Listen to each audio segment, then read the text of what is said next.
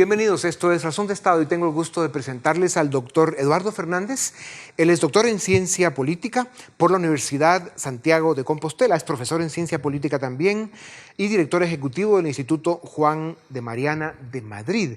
Él además, debo decirles que es experto en todo el tema de la Unión Europea, de la integración económica de ese gran continente que es Europa. También nos acompaña el licenciado Philippe Chicola, él es licenciado en Ciencias Políticas, graduado summa cum laude. Es profesor de la Escuela de Gobierno y director del área política de la Fundación Libertad de Desarrollo, que es la fundación que produce Razón de Estado. Señores, bienvenidos a Razón de Estado. Doctor Fernández, aprovechando que usted está en Guatemala unos días de visita académica, hablemos un poco del momento que vive Guatemala y Centroamérica. Estamos viendo que se abre de nuevo la oportunidad para luchar por la integración económica de Centroamérica, probablemente como el único instrumento realista para lograr acelerar la velocidad de crecimiento de nuestras economías, crear muchas más oportunidades de trabajo, atraer más inversión y cambiar, digamos, una era, construir una nueva era para Centroamérica. ¿Cómo se puede comparar este momento de Centroamérica con aquel momento en 1992 en Europa, un continente que había pasado por 2 guerras mundiales, idiomas distintos, en algunos casos culturas distintas, y que a pesar de eso se dieron cuenta que la unión económica haría de Europa un continente potente y que al final lo convirtió en la segunda economía más grande del planeta, y hoy Europa pues es lo que es? Cuéntenos un poco. Yo creo que hay dos grandes argumentos para defender la integración regional centroamericana y fueron los que se utilizaron para la integración regional europea. Por un lado, la búsqueda de la paz. El comercio y el libre comercio es un instrumento civilizatorio y de paz que facilita la creación de una comunidad de intereses. Esa comunidad de intereses, una vez se hace fuerte, es atractiva para otros, ¿no? Para atraer inversión extranjera y generalmente se produce una sinergia muy interesante. La primera fase de integración económica, los estados que conforman y son parte de esa integración salen beneficiados, pero es que además la sinergia es uno se vuelve atractivo para otros.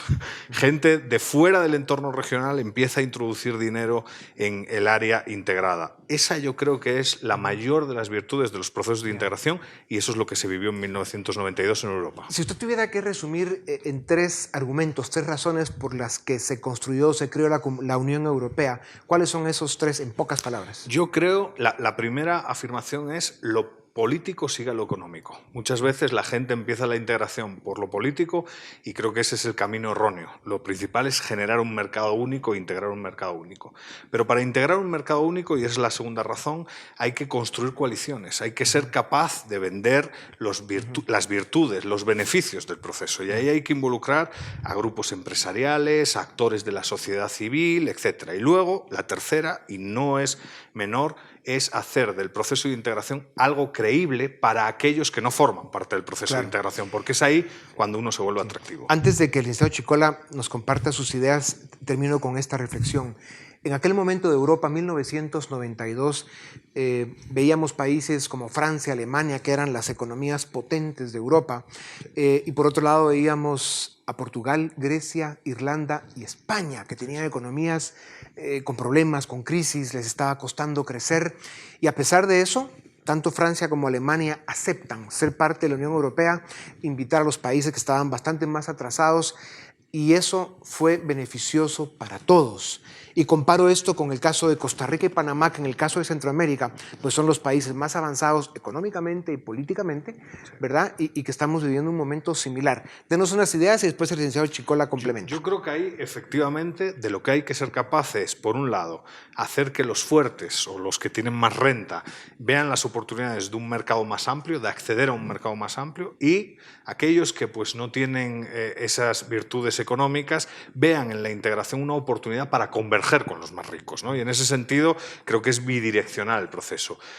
Las economías más prósperas ganan un mercado al cual accesar y las economías más débiles necesitan pues, ciertos apoyos para lograr la convergencia. Y luego creo yo que también las economías grandes tienen que hablarse entre sí para iniciar un proceso. Al final el origen de la Unión Europea es la comunidad del carbón y el acero, en donde Francia y Alemania encuentran un interés común. Y esa es la base para empezar a generar una comunidad de naciones en materia económica. Entonces, que Costa Rica y Panamá, como los dos faros de luz en temas de crecimiento económico durante las últimas 2 décadas, encuentren el incentivo, encuentren la necesidad de ampliar mercados, de demandar mayor mano de obra que puede ser precisamente provista por los vecinos de la zona, por ubicar también inversiones estratégicas en otros territorios del Istmo Centroamericano, empieza siendo una forma de cómo las economías grandes pueden tomar un rol de liderazgo para atraer a las economías más rezagadas en un proceso integracionista. Y en el caso de Costa Rica es evidente que sufre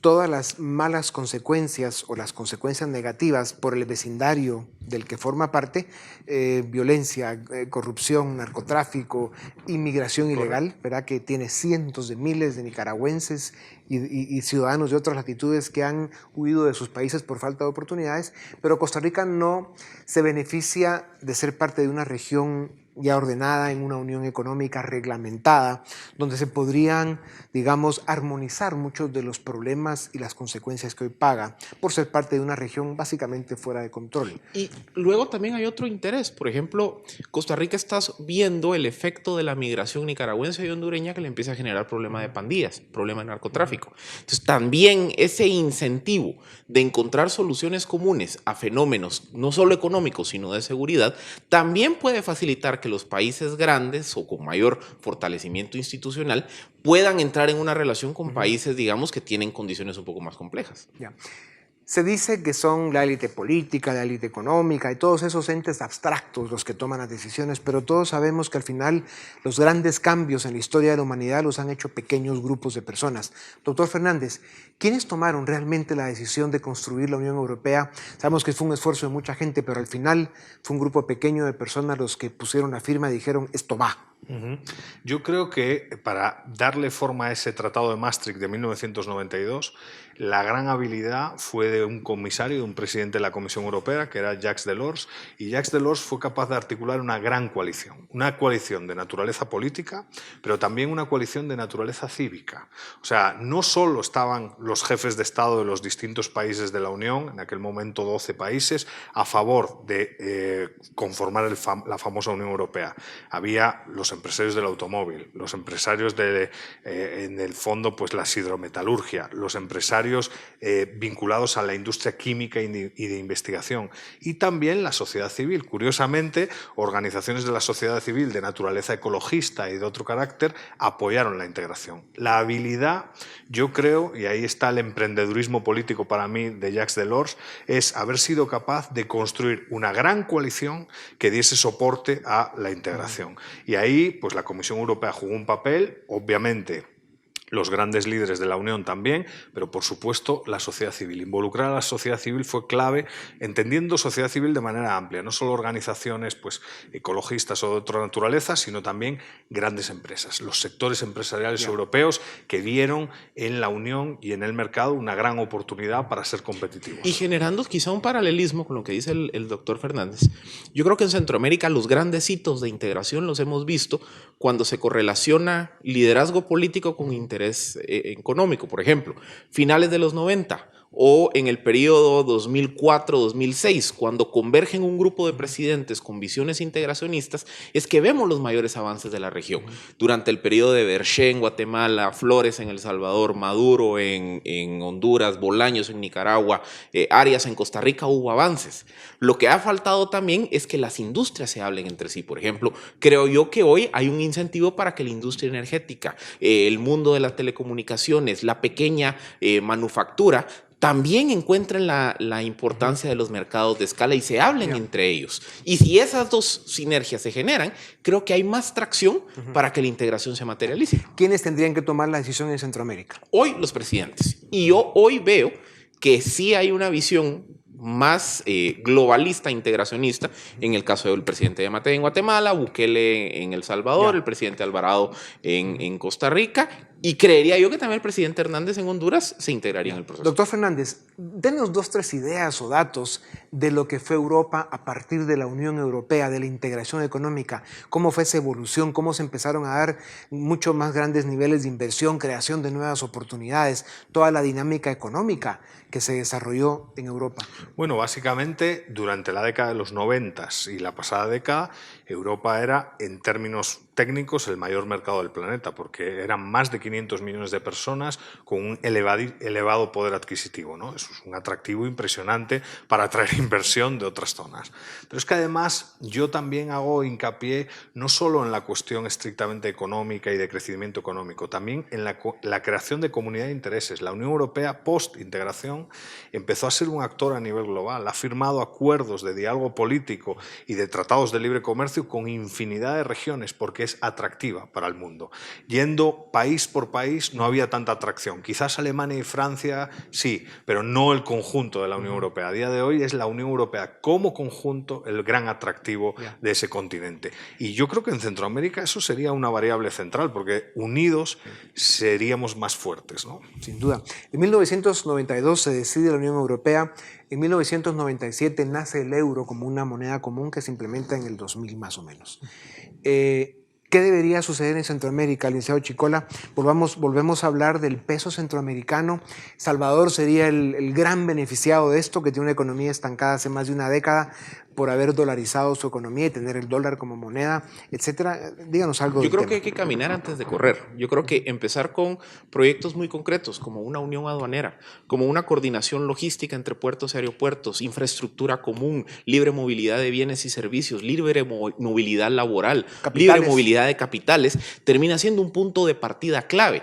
Y cuando se solidifican ese tipo de políticas comunes, ya podemos hablar de otras fases como moneda común, políticas más homogéneas en materia fiscal, pero creo que todo tiene que empezar con una facilitación de comercio interno. De hecho, Europa tardó 8 años en tener una nueva moneda común, digamos, ya en circulación. Había una moneda, un tipo cambiario antes que se llamaba ECU, y ese ECU lleva al euro, ¿no? A las virtudes del euro a día de hoy yo creo que están fuera de duda, ¿no? Incluso las visiones más radicales ven en el euro una especie de patrón oro y una máquina de generar estabilidad para todos los países. Y en el caso de Centroamérica, yo creo que también otra clave para que avance, digamos, o tome más tracción el movimiento integracionista, es que nos tenemos que quitar de la mente que integración equivale a burocracia. Al contrario, la integración, en el sentido real de la palabra, lo que busca es suprimir burocracia, suprimir precisamente trámites engorrosos, hacer más efectivo, más eficiente la movilidad de personas, bienes, servicios y demás.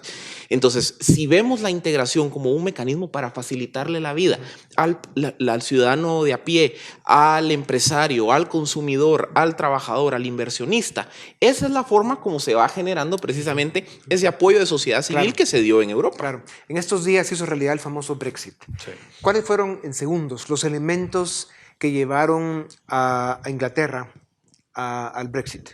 Bueno, hay dos elementos. Uno, la demagogia por parte de los políticos británicos que, pues en cierto sentido, lavaron muchos cerebros para obtener una victoria pírrica.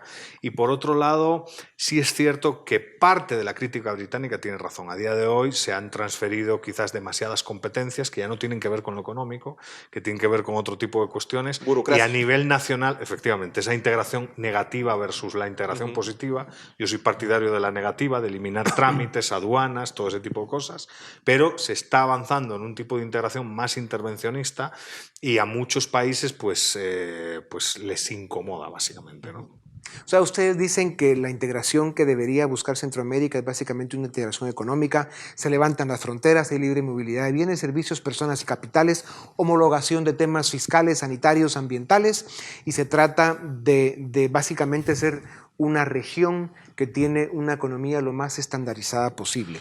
Eso atrae inversión, genera oportunidades de trabajo, eso es bueno para todos. No tanto estandarizadas, una economía de intereses comunes, porque al final también se busca que haya competencia, Por supuesto. intrarregional. Ahora, yo sí creo que el mensaje para todos los que nos ven es lo político en todo caso sigue a lo económico, pero hay que empezar por lo económico. Y quizás muchos de los intentos que han tenido lugar en Centroamérica han sido políticos, en vez de apostar fuertemente por una integración económica que puede llevar a todo lo que se ha discutido aquí e incluso a los estándares educativos, reconocimiento de títulos para facilitar la migración interna dentro de la región.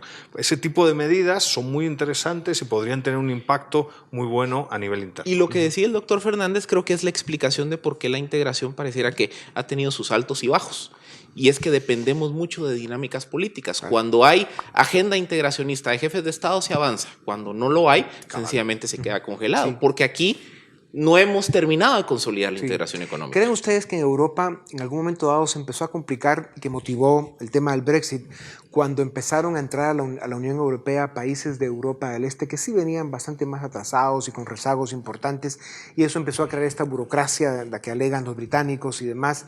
En fin, ya provocó una dinámica mucho más compleja. Pero en el caso de Centroamérica, realmente tenemos culturas comunes, el mismo idioma, estamos mucho más cerca, nos necesitamos más unos a otros de lo que incluso se necesitaban entre los países europeos. O sea, ¿cuál es el argumento que podrían tenerlo más Costa Rica o Panamá para, digamos, cuestionar la integración? Pero, ¿cuáles son los grandes incentivos y cuáles podrían ser las excusas?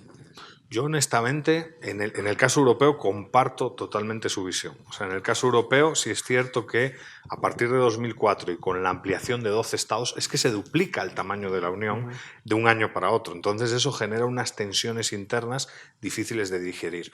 Eso no pasaría en Centroamérica. La integración centroamericana, desde mi punto de vista, es la gran oportunidad económica y para generar estabilidad política, contraintuitivamente, porque se fiscalizarían unos a otros. O sea, no solo habría una gran oportunidad económica para producir más, para intercambiar más a nivel interno y para ser más atractivos para la inversión extranjera, sino que además mejoraríamos estabilidad política por una mejor fiscalización mutua. Entonces es la gran oportunidad.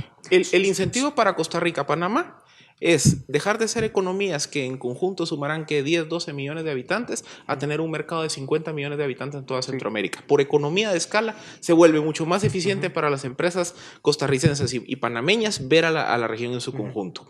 ¿Qué desincentivos? Bueno, realmente es más superar esa sensación de que voy a tener que cargar con los problemas de los vecinos, cuando creo que es al contrario. Se generan soluciones comunes a los problemas regionales. ¿Ven ustedes, licenciado Chicola, voluntad, liderazgo, la voluntad y el liderazgo suficientes en los presidentes de Centroamérica en este momento? ¿Cómo resolvemos el tema de Nicaragua? Yo hoy veo que se está generando condiciones similares a la que hablábamos cuando estaba Berché, Flores y compañía, que hay presidentes con una visión más globalista. En el caso de Nicaragua, pues obviamente todos sabemos los problemas políticos que hay en el país. Yo creo que hay que tener una visión muy pragmática, y la visión pragmática es la que decía el doctor Fernández.